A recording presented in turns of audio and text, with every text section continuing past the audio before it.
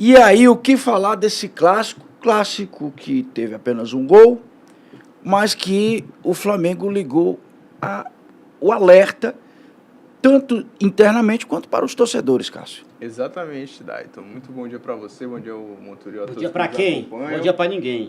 Bom dia para alguns, né? Não para quem está aqui à minha esquerda, mas sim para mim mesmo, né? Então vamos seguir aqui. Bom dia para ti mesmo. Bom dia para mim mesmo. Assim, foi um jogo que o Flamengo ligou um alerta por uma questão de respeito ao adversário, também parte por isso, né?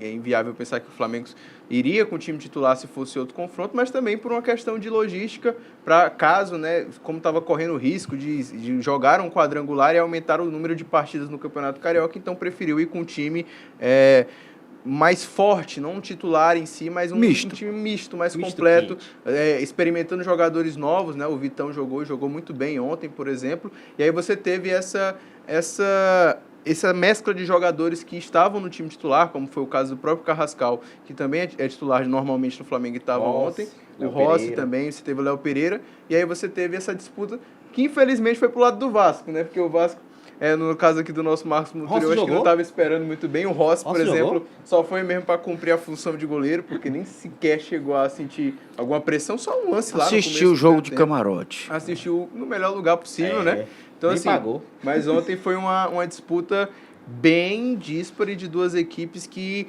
vieram de momentos muito bons no final da temporada passada. Eu esperava que esse clássico, por exemplo, ele fosse o clássico mais disputado dos últimos anos. E a gente viu que, com exceção do 6-1, né, de 2023, que foi um resultado realmente à parte, acho que é a maior goleada do clássico, se eu não me engano, esse foi de longe o clássico mais distante das duas equipes. E o número de finalizações de 32 contra 1, mesmo com a expulsão do Barros, mas até a expulsão do Barros já se justificava ser um jogo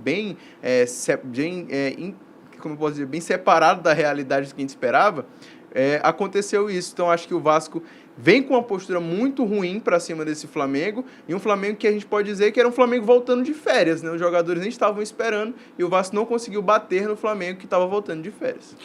E essa reflexão, Marcos Monturiol? Reflexão? Me faz responder uma besteira pra ti aqui na reflexão. Você está muito reflexivo hoje. O Vascaíno já passou da fase. Tá respirando muito fundo. O Vascaíno já passou meditando. da fase da reflexão há muito tempo. Reflexão é a palavra que menos combina com a situação do Vascaíno. Daito, ontem foi um dos momentos que eu lembrei por que eu não costumo mais assistir Flamengo e Vasco. É deprimente, assim, tal. E eu entendo que para os mais jovens não seja tão assustador, porque, infelizmente, eles normalizaram o Vasco perder o Flamengo. Comum. Mas eu tenho 47 anos, eu vivi um outro mundo, eu vivi uma outra realidade, então, para mim, é muito deprimente ver isso sendo normalizado, ver esse disparate, ver essas 32 finalizações contra uma, ver um treino. O Flamengo só precisou do seu mistão. Só precisou do seu mistão em início de temporada, sem ritmo, para fazer um treino de ataque contra a defesa, contra o Vasco. E mais assustador é que não é só o abismo técnico, não é só a diferença de elenco. Fisicamente, era assustadora a diferença de um time sem ritmo, muito mais disposto fisicamente do que o Vasco, que começou a temporada um pouco mais cedo que o Flamengo. Então o Vasco tem muitas coisas para corrigir, tem que contratar jogadores, tem que fazer muita coisa para diminuir aos poucos, porque não vai, Vascaíno, não se iluda, não vai ser do dia para a noite. Tenha esperança, mas não se iluda que esse abismo que existe hoje entre Vasco e Flamengo vai deixar de existir do dia para a noite. Ainda vai ser sofrido por muito tempo. Então, bora engrossar o couro, mais duro do que esse couro já é, vamos engrossar o couro, porque ainda tem muita tempestade antes de vir a bonança. Para o Felipe Luiz, foi um teste para ver algumas peças e mudar, por exemplo, alguma forma de jogo? Não, mesmo sendo um treino, mesmo sendo um jogo treino, esse jogo foi importante para o Felipe Luiz testar algumas formações que ele possa, por exemplo, estar utilizando num caso de emergência, num Brasileirão ou ainda numa fase classificatória de Libertadores? Eu acho que assim, você tem você abre um leque, depois dessa partida, de testar vários jogadores ali em situações que o Flamengo vai precisar poupar essas equipes. A gente sabe como a temporada é longa, são mais de 70 jogos. O Flamengo, temporada passada, jogou todos os jogos possíveis, com exceção dos jogos da Copa do Brasil, né? Porque acabou não classificando e seguindo em frente.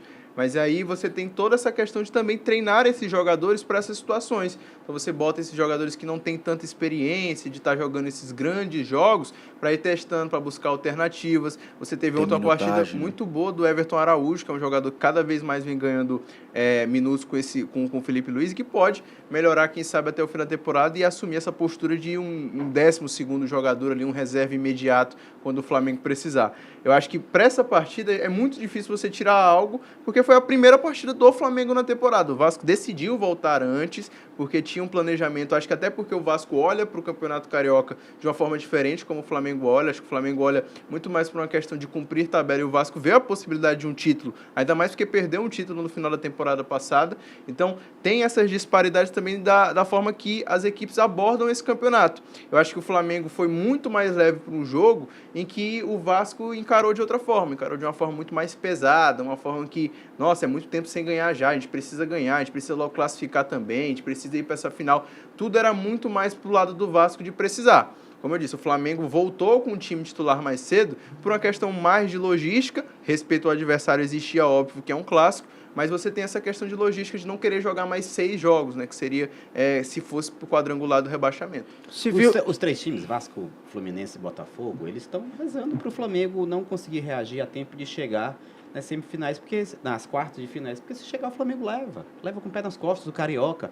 Aí a chance dos outros mortais conseguirem brigar por título é o Flamengo ficando fora dessa fase final. Acho que a chance que o Vasco tem de título seria só a Taça Guanabara, que é o time que mais pontua na primeira fase. Aproveitando os tropeços dos outros, o Vasco poderia tentar isso. Eu não vejo muita perspectiva do Vasco ganhar título de campeonato carioca. E antes de falar de parte tática de jogador, porque eu nem acho que o Flamengo foi um bom teste para o Flamengo, porque eu acho que o Flamengo não foi exigido. Sim. Bom teste é aquele que o time é exigido. Eu acho que o Flamengo nem foi. O pessoal falando de boa atuação do Vitão. Que boa atuação do Vitão? Assim... Não, eu não estou criticando o Vitão, não. Eu só estou querendo dizer que o Vitão nem foi exigido. Mas o Flamengo não foi pressionado. O modelo de jogo, ele conseguiu dar bons passos pro tipo de jogo. Mas assim, você não viu o Vitão zagueiro de verdade, assim, porque não precisou. Não teve disputa. Não teve disputa, não foi um bom teste. Sabe qual é a sensação que eu tenho? Só antes da gente falar de parte tática, Daito, eu queria só acrescentar uma coisa da minha fala anterior, que é a questão anímica. Eu não acho que os 13, agora 14 jogos de tabu do Vasco, sem vencer o Flamengo, se justifiquem só por questões técnicas, porque o elenco do Flamengo é melhor, porque o elenco do Flamengo é mais rico. O Botafogo e o Fluminense também têm elencos aquém do Flamengo e conseguem fazer bons jogos contra o Flamengo. Eu acho que existe uma questão anímica psicológica mesmo. Os jogadores do Vasco eles já entram... Medo, arregada mesmo. Os jogadores do Vasco já entram em campo achando que vão perder, e das duas, eles só pedem a Deus para não serem goleados ou para que o tempo passe rápido e aquela tortura acabe logo. Eu não sinto o time do Vasco entrando em campo acreditando que vai ganhar o Flamengo. Aí eu te pergunto. E isso influencia muito no resultado, influencia muito na postura da equipe em campo. É um time amedrontado contra o seu maior rival. E isso não é uma ferida que cicatriza rápido. Isso vai levar tempo, assim como eu falo isso na fala anterior. Para mudar essa postura, o Diniz, ou seja, quem for o treinador, vai ter que fazer um trabalho bem gradual para o Vasco voltar a se reconhecer grande o suficiente para enfrentar o Flamengo. Era isso que eu ia te perguntar. Você falou do Diniz.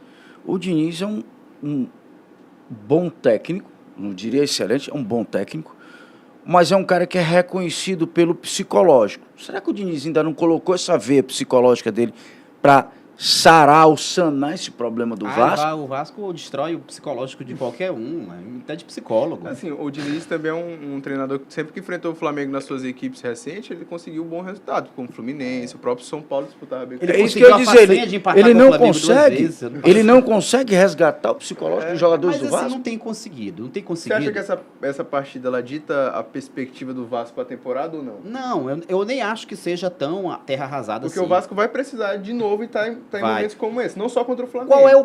Qual é a esperança do vascaíno hoje? É o Vasco dos últimos 4 jogos da Copa do Brasil. O Vasco que dominou o Fluminense em 2 jogos. E sim, o Vasco que foi melhor do que o Corinthians em 2 jogos da final. O Corinthians foi campeão, mas o Vasco, no geral, jogou melhor do que o Corinthians em 2 jogos. Então, o consolo do vascaíno, a esperança do vascaíno é o Vasco da reta final da Copa do Brasil.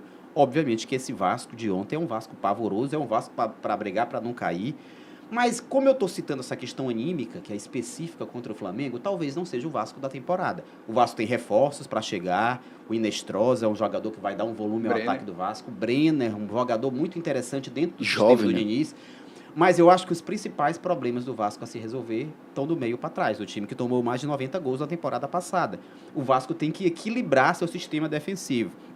Isso passa por contratação, talvez, de mais um zagueiro que chegue para ser titular, que dê segurança. Mas é zagueiro mesmo, não é jogador que saiba sair jogando, não. Porque o Diniz só contrata zagueiro se o cara souber sair jogando. E nem sabia ontem. Não importa. Não, eu até acho que ontem era uma tarefa meio árdua sair jogando, claro. Eu nem culpo tantos erros ali, não, porque a forma como o Flamengo joga induz o cara a um erro absoluto. Uma hora o cara vai errar. Naquele sistema, claro, uma hora o cara vai errar. Na pressão. Isso que eu digo, o Piton errou. Mas uma hora alguém vai errar. A forma como o Flamengo pressionou o Vasco, uma hora alguém vai errar. O sorteado da vez foi o Piton. No primeiro tempo já tinha tido um erro. O que eu me zango da história do Diniz é que o Diniz, ele contrata zagueiro pensando na saída de bola do cara. Ele não pensa, essa impressão que eu passo, na qualidade principal que o zagueiro tem que ter, que é o combate. O Vasco tem um lateral esquerdo que não marca. Piton não marca. O Vasco tem 2 primeiros volantes interessantes, mas talvez o Vasco precise de um que chegue para ser titular. Você tá querendo a frase do Casimiro, que você tá querendo novos ruins. É um boneco, é o Casimiro disse. Você tá querendo novos ruins. Eu acho que o Vasco tá bem desenhado do meio para frente. Eu tava conversando com o Francisco ontem, eu gostei da janela do Vasco até aqui, do meio para frente. Eu acho que nós temos 2 colombianos muito bons nas 2 pontas. Vamos ter 2 colombianos. O Andrés ontem mostrou que ele é uma ilha de esforço, de motivação dentro do Vasco. Com a chegada do Inestrosa, agora nós vamos ter 2 colombianos feras. O Breno é um jogador que eu gosto muito. O Coutinho, quando ele estiver jogando mal, o Nuno pode fazer a função. Então, do meio para frente, o Vasco tá bem desenhado. Mesmo com a saída de Rayan e Verratti. A minha preocupação é o meio para trás do Vasco. Volantes mais experientes, mais decisivos, zagueiros que cheguem e resolvam, um lateral esquerdo mais confiante. O PH caiu de produção, mas eu ainda acho que ele é o titular da posição. Enfim, se o Vasco arrumar sua cozinha ali atrás, pode ser que o ano não seja tão catastrófico.